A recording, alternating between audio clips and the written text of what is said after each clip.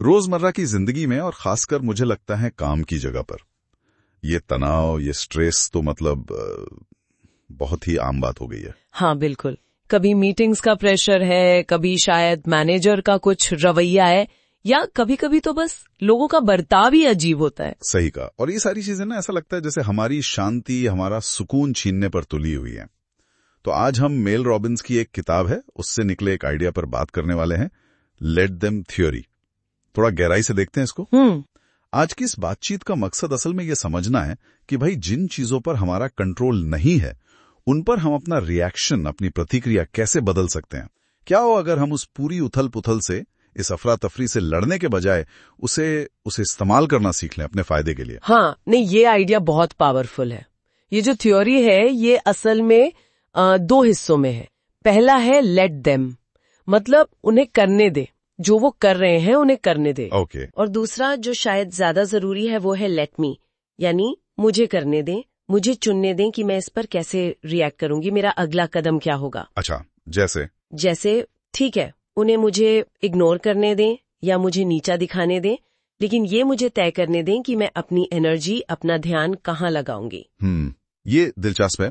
और देखिए हमारे सूत्र भी कुछ ऐसा ही बताते हैं कि काम की जगह जो है वो अक्सर लोगों के लिए स्ट्रेस का सबसे बड़ा सोर्स बन जाती है। बिल्कुल। और ये सिर्फ काम का बोझ ही नहीं है, कई बार लोग होते हैं, कोई माइक्रो मैनेजिंग बॉस है या ऐसी जगह जहां आपके अच्छे काम की कोई वैल्यू ही नहीं है। सही। और ये जो लगातार स्ट्रेस होता है ना, ये फिर बर्नआउट तक ले जाता है। वो वाली फीलिंग जब इंसान बिल्कुल ही खाली और थकावा महसूस करता है। हाँ, बर्नआउट तो एक हकीकत है। पर यहाँ समझने वाली बात यह है कि हम बिल्कुल लाचार नहीं है। हो सकता है हम ये कंट्रोल ना कर सकें कि प्रमोशन किसको मिलेगा या सैलरी कितनी बढ़ेगी या कौन हमारे बगल में बैठेगा। हाँ, वो तो हमारे हाथ में नहीं। पर हम ये तो चुन सकते हैं ना कि हम इन सिचुएशंस पर रिएक्ट कैसे करेंगे। यहीं पर वो लेट मी वाली सोच आती है।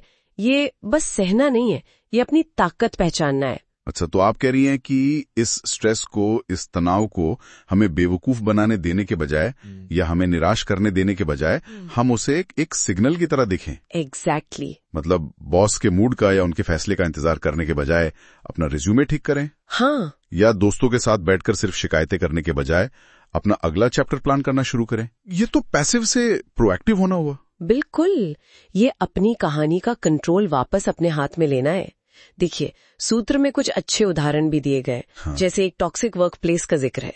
मान लीजिए कोई है जो बहुत मेहनत करता है, अच्छे रिजल्ट्स भी देता है, पर उसे प्रमोशन नहीं मिलता। ये तो बहुत होता है। हाँ। तो यहाँ लेट देम क्या है? बॉस का रवैया या कंपनी की पॉलिसी, जिसे शायद वो इंसान बदल नहीं सकता। सही। पर लेट मी है उसका अपना फैसला।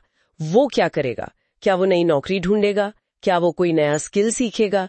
या शायद वो खुलकर फीडबैक मांगेगा। चॉइस उसकी है। और वो डॉग पार्क वाला उदाहरण भी काफी अच्छा लगा मुझे, बहुत रोजमर्रा का है। हाँ, वो भी इंटरेस्टिंग है कि एक महिला है, उनका कुत्ता गंदगी फैलाता है और वो साफ नहीं करती। अब गुस्सा आना, चिढ़ोना तो स्वाभाविक है। बिल्कुल। पर लेट मी हमें सोचने पे मजबूर करता है, अच्छा अब मैं क्या करूंगा? क्या मैं अनदेखा कर दूंगा? क्या मैं शांति से जाके उनसे बात करूंगा या मैं अथॉरिटी को रिपोर्ट करूंगा? हाँ, हर चुनाव ये दिखाता है कि हमारे लिए क्या मायने रखता है, हमारी वैल्यूज क्या है। सही। और ये जो सिद्धांत है ना, ये सिर्फ पर्सनल लाइफ या काम की जगह तक ही सीमित नहीं है। अच्छा। राजनीति से जुड़े तनाव को ही देख लीजिए।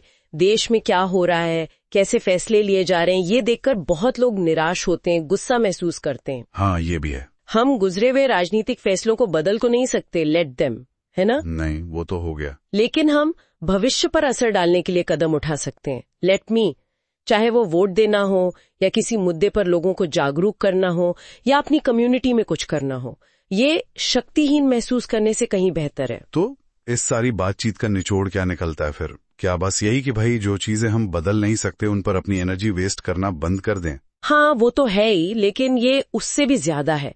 ये असल में अपनी शक्ति, अपनी एजेंसी को रिक्लेम करना है।